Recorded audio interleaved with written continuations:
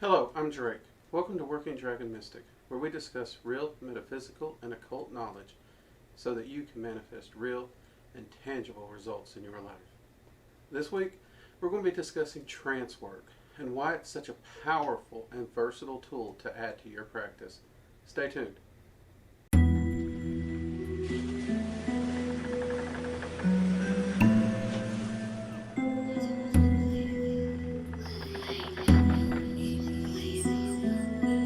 Okay, I've been getting a lot of messages asking about trance work, what it is, how one can begin it. Is it useful to one's practice? Why should you learn it? So I decided we're actually going to step out and we're going to do a video on trance work. Now, trance work in its simplest form is an extremely deep meditation where you enter a trance-like state. Most people are familiar with trance work when they think of shamanic trances. They enter an altered state, and it is through that altered state that they're able to explore different realms and planes, as well as communicate with spirits and entities in order to facilitate a change in the real world. Now, that said, that's entirely true. That is what trance work is. The problem most people have with trance work is meditation is not exactly the most fun practice for most people. I personally enjoy it, and I've met a lot of people who do, once they get into it and understand how meditation is done, and that you don't just have to sit there with your mind empty for the whole time. Secondly, it's how you get into that meditative state and you enter that trance. One thing that throws a lot of people off is they get into a good deep meditation and then suddenly they feel like they're falling. And that falling sensation is actually where you're transitioning from meditative state over to a trance state. So you do get that feeling of weightlessness, that sudden dropping feeling. Sometimes there will be a heat spike or it'll drop real cold. There's all these little sensations that happen, which generally tends to startle the person, therefore breaking the meditation and eliminating the trance state in the process. And getting over that first hurdle is a major issue for most people. Now, to do that, what I have my students do is A, work on meditation, and B, I have them construct what's called an Astral Sanctum. And we do have a video on Astral Sanctums, and I'll go ahead and make sure that's linked here in the cards. And here's why I do it. If you can actually go to the Astral Sanctum, build your Astral Sanctum, and interact with your Astral Sanctum, you're literally bypassing a lot of the normal hard work to try and get past that barrier, that meditation trance barrier, and you are entering into a trance state.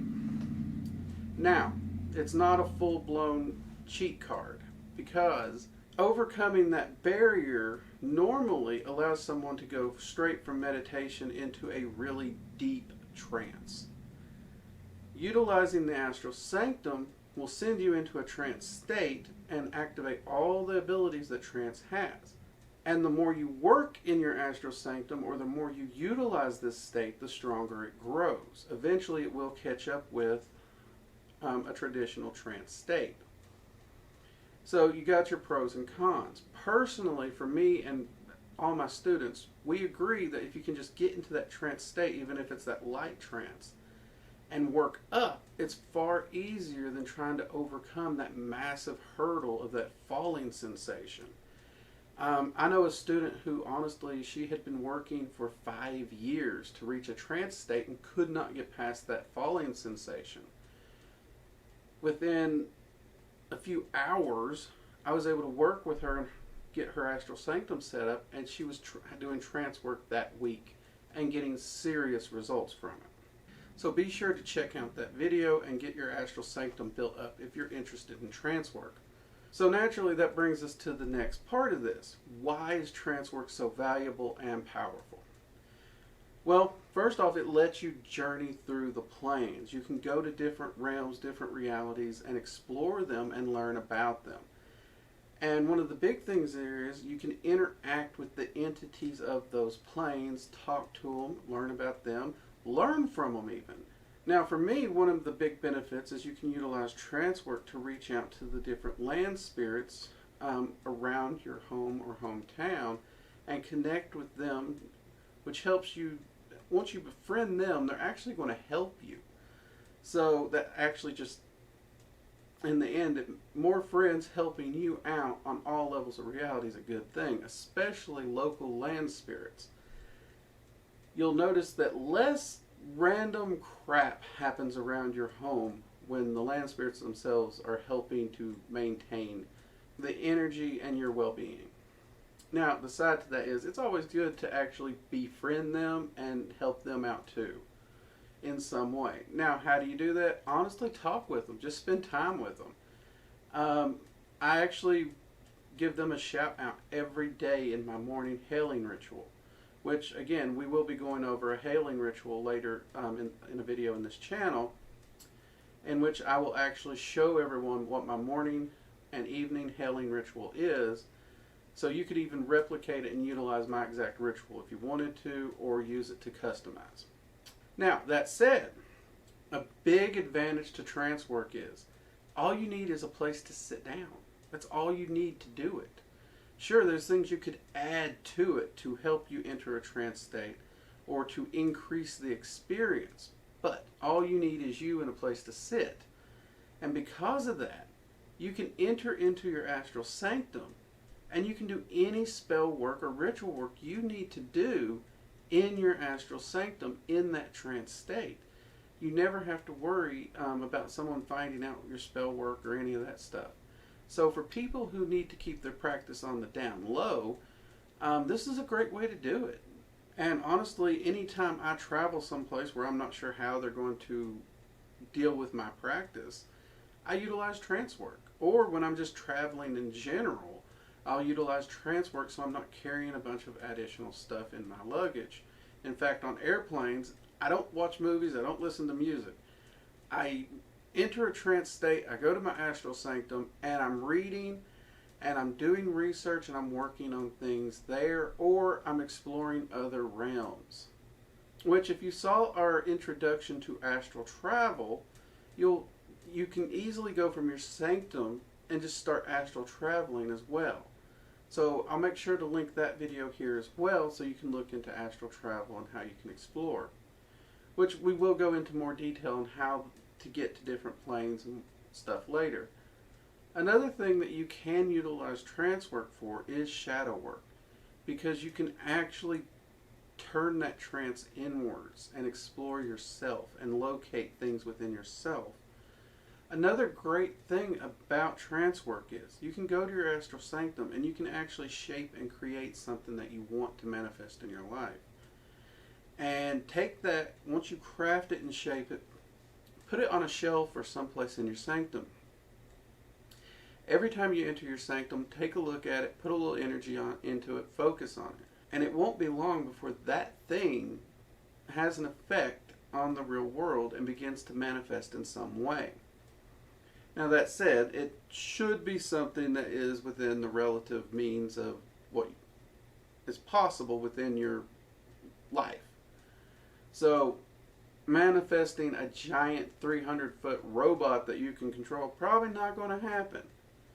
That said, the energy would in some way attempt to make it happen in some weird way. So you may see larger electronics or something coming into your life and whatnot. The energy will try, but it's going to have to fight against the knowledge, know-how, and basic level of technology we have here in the real world currently before it can reach that goal. But it would try. And that's not to say you shouldn't attempt things like that. I know a lot of magicians who do put things like that into work in hopes that it will progress humanity as a whole.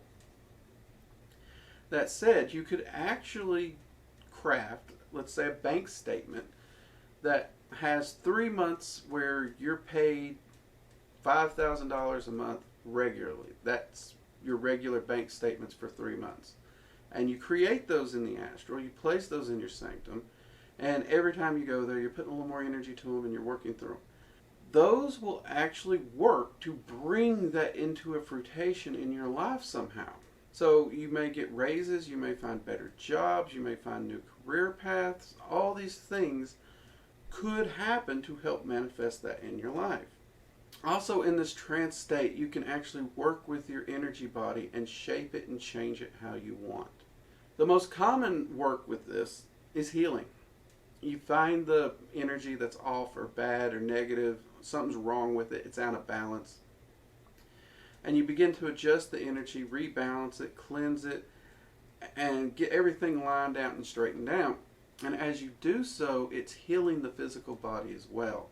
That's one of the most common uses for trance work. But once you have made it to the Astral Sanctum, and what you're going to find is you're limited only by your creativity. And the more you interact with your sanctum, naturally the deeper your trances are going to get, and that means the more tangible those other realms are going to get. Along with this, your arcane senses are going to be working and being trained constantly as well, because you're using them to interact with your arcane sanctum and the other realms. For those who are wanting to work with entities and may not know how to reach out to them, again, trance work is a wonderful way. You can either go to your astral sanctum and you can call them to the sanctum, in which case it's far easier for them to manifest there, and you only really need a name. But if you have a sigil, that can make it easier. And you would visualize the sigil in the air in front of you in your astral sanctum while in trance work, and you would call to the entity. And within a few repetitions usually, the entity will appear in your astral sanctum. And you can now have a conversation, talk to this entity, get to know it, and even learn from it. And start building that relationship and a working relationship with the entity that you can later carry over to spell work or evocation work even. Honestly, for many years, trance work was the backbone of my practice. I did everything in trance work because A, I didn't have the money to buy everything I would like to, and B, it just made contacting these entities a lot easier, and evocation was not a practice I had gotten into yet. And I loved exploring the other realms of learning. I am an exploration junkie, so that was a big one for me. Now, if you've taken the Dragon Magic 101 course that's available at our online school, you should by now, if you're even halfway through that class, be aware that a good chunk of that class and the working in it takes place in trance work. And honestly, you can do any of your magical workings utilizing trance if you want to. I actually know magicians who do all their workings through trance. And there's nothing wrong with it. It is a viable option and it's a lot of fun. So, if you're interested in any or all of these benefits, be sure to check out the Astral Sanctum video, get your Astral Sanctum set up, and start using it on the regular. Because if you're in your Astral Sanctum, you are doing trance work. Now, we mentioned entities. If you want to, you can even visit the entity. I would ask them first before you just show up at the door. But once you got that relationship going, you can go to them. The easiest way to do this is to set up a door of some kind in your sanctum and utilize the sigil so that you put the sigil on the door, you open the door, when you pass through it, the door will take you to the entity. So if you're working with an entity and you're wanting to go talk with them or you're wanting to meet them someplace, this is a great way to go to them instead of calling them to you. You can actually go to them and work with them. And you can see what their home plane is like, where they hang out, which is a lot of fun to do. But like I said, do try to make that initial contact in your sanctum so you're not just showing up at their house and surprising them. That's just rude. We don't want to do that. Oh, before I forget though, one great advantage of this is you can enter into your astral sanctum in that trance state. And you can actually meditate in a trance. I know you meditate to get to the trance, but then you can enter a second meditation in your astral sanctum, seeking answers and guidance. Those answers and guidance will come a lot quicker and easier through trance. In fact, usually the clearest answers and guidance you get through meditation is because you've sunk down into that trance state and that information's flowing so easily for you now. So again, you can use the same technique to dive in and receive that information through a trance working. Anyways, I hope this quick video on the benefits and powers of trance work, which I'll admit, it's a pretty short and simple video, but we could honestly keep going down this rabbit hole forever. I hope it's got you interested in trance work to try it out, and I hope that you actually do take the time to try it and utilize it in your practice. You will see magnificent manifestations very quickly if you spend a little time using trance work in your practice. Also, again, I can't express enough how perfect this is for someone who they're not able to be out in public with their practice. Maybe they're living at home, so they can't have an altar and all the things they would like to have. And with trance work, you don't need it. All you need to do is, like I said, just sit down, go to the Astral Sanctum, and everything you need will be there. You're in trance work. You can make all your spell work and everything manifest that way. Before we close, though, you might ask, Drake, if you can just do it all in trance, why bother with anything else? Simple. Energy flows like water. Therefore, the closer it is to the source that you want it to manifest on, the faster it's going to manifest. Or, in order to speed it up, you have to add more power to it. One of the two things will have to take place. This is the same principle that evocation works on. You can work with an entity, you being on the physical plane, and them being as far out into the planes as they want to be. But the further away they are, the more focus, concentration, and power it takes to manifest something. So you either got to ramp up the focus and power, or you got to shorten that distance. Trance work is generally viewed as taking place in the astral, or at least halfway between them and us. Unless you're just journeying in their plane, then it's obviously taking place there, but you're still journeying there. You're not really manifesting something back here. Things you learn there come back with you, and you can create changes in other planes that can affect this realm, don't get me wrong.